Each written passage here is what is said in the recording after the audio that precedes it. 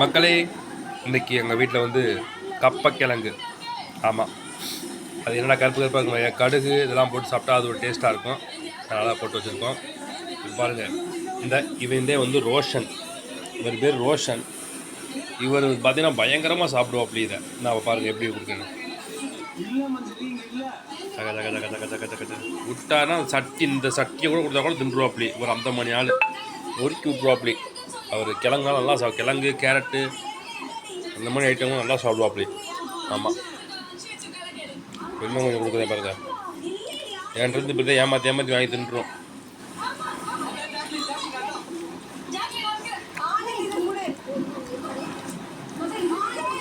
அதாக்கா அது கொஞ்சம் உடம்பு சரியில்லை,